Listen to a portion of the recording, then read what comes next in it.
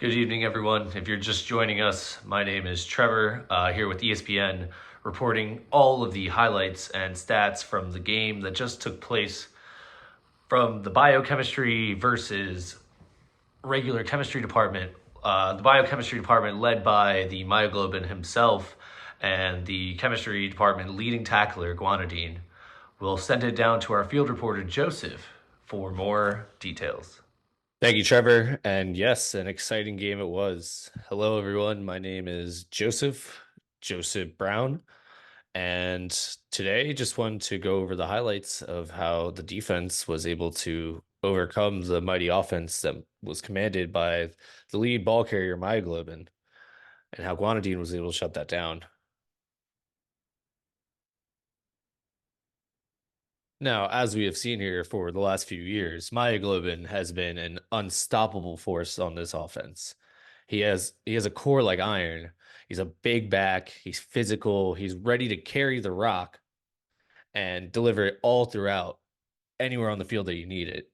He could take that oxygen and put it anywhere in the body. He's vital for this offense and how it moves and how it keeps going. And it's very important that reservoir that he has, it's he delivers it to the muscles, and that's just how he keeps going. That it's a motor that doesn't stop, and that's why it's so vital that he doesn't get stopped on this team. Otherwise, bad results happen for the biochem department, and unfortunately for them, the chem department had a trick up their sleeve with Guanidine today. Now, Guanidine, as we know, was an AP All Defensive Player of the Year last year, but he's back for more revenge on this second round of this tour. Only in a sophomore season, averaging a sack and a half a game. It's no wonder that he's also forced to be reckoned with in the run stopping game too. Guanidine, he's used to treating those muscle weaknesses and tiredness, and that's usually caused by the Eaton-Lambert syndrome. But he wants the people to know that he's more than that, and he's been more than that, and he's been working on his game, and he can do more than just be a pass stopper, just be used to treat muscle weakness, And he just like wanted to prove that today, and he really did with the way he handled myoglobin. The more he got around and involved with him, the more unfolded Myoglobin appeared to become, and he just sort of unraveled in his game, and it just really got into his head. So some of the predictions going into tonight, of course, were that the concentration of Guanidine in the offensive backfield, as that increased, Myoglobin's ability to be absorbed will decrease. He'll just kind of become this loose, untangled mess, and that we've seen that with Myoglobin in these cases where he just doesn't really get the job done when the pressure's too high. And with that, as Guanidine keeps popping up, that free energy will decrease because Myoglobin's just like, again, that offense is so stagnant without him, and we've been through that a couple times. The game plan was simple from the coach tonight. He wanted to create 19 samples. He wanted to allow the myoglobin samples to fully interact with that denaturant. Sorry, I know Guanidine gets upset when you mispronounce him. Uh, and Guanidine made sure that he got around, and he stayed there, and he made his presence known for 20 minutes straight. And after that, all the spectators were just ultraviolet visibility, and it was real cool to see all the fans kind of looking in and being able to pick up just how much absorption's going on for myoglobin there. And as we continue, in case there's a new technology that we're using here on the broadcast called UV vis spectroscopy. And basically, all it does is take a source light and shines it through a filter with a slit, and that disperses onto a field through a prism, and it shines light on the field. And we're really able to see the star players like Myoglobin as he goes through the exit slit, and the Myoglobin is able to sit there and be detected by the broadcast, and which better enhances the viewer's experience. The X's and O's were also simple for the coach tonight. For both teams, really, on offense, we wanted to make sure that the free energy was equal to the free energy of the water minus MC, of course, some other equations that are out there noticed, just other variations of that same thing. Uh, the equilibrium was determined by the absorbance of the native minus the absorbance of whatever sample we were looking for there. And after that, it was divided by the same sample absorbance minus the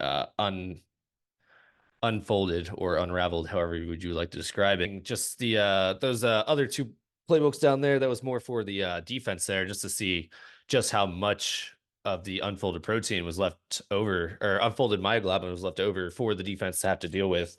They were able to calculate that theoretically and what the actual results were, and those two equations are described over here on the left hand side. Chi is our way of determining how close they matched with what they wanted to do for their game plan. And some of the halftime stats we have available for you today, folks, is the concentration of the denaturant for each one of these plays and samples that we were using today, as well as the max wavelength at which it was absorbed and the absorbance number itself.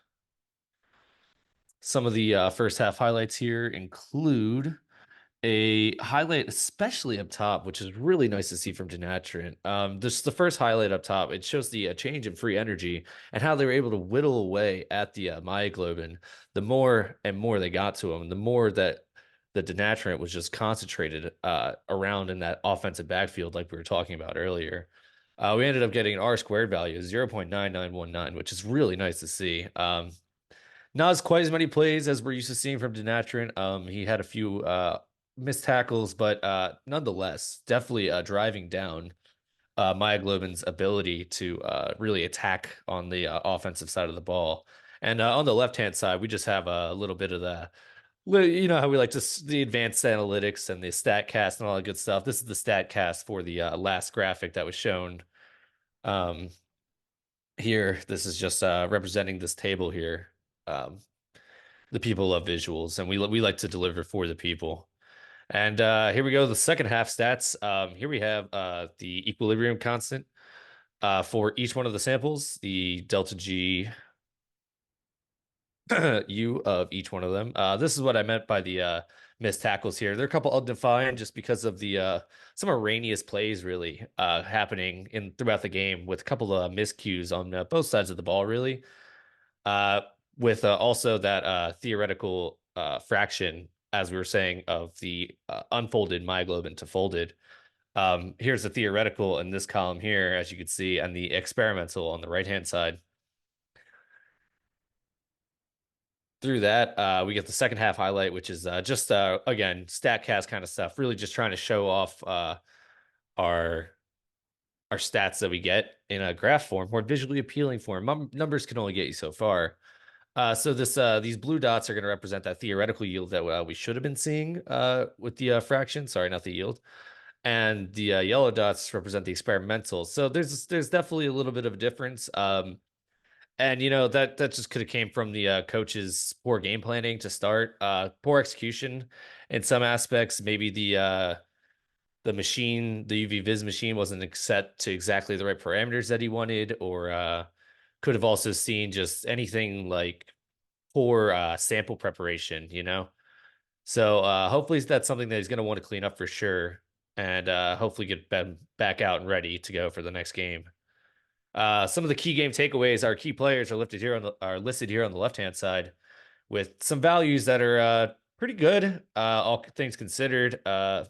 On the offensive side of the ball, and then on the defensive side of the ball, that 3.20 is really gonna hurt them. That's not something they like to see on the board. It's not super close to what they want to be seeing. They like something a lot lower than that usually. Think of it like ERA in baseball. You want it as low as possible, but you know that's just it doesn't always happen, and you have to take the cards you're dealt with and really push through and grind out the wins, no matter how they happen. They don't ask how; they ask how many. And yeah, we'll just toss it back up to Trevor in the studio. Back to you. Thank you for that, Joseph. And as you can see, folks, those expert predictions did end up being true as the concentration of the denaturing guanidine increased, the absorptivity of the myoglobin did decrease, and that energy would also decreasing as the concentration of the denaturing got higher. As for things that could be done better, I'm sure the coach wants some things back, like the sample prep, perhaps the time he let the denaturation happen. There's a couple other human errors that could have been in play there. It could have just also been faulty specs on the UV vis spectrometer. But, he'll get them next time. The coach of the biochem department always has them ready to reel and go back again. So we'll go back. Anyway, this is Trevor Kiefer signing off from ESPN News and just reminding you to keep your pets spayed and neutered. Thank you, friends, and good night.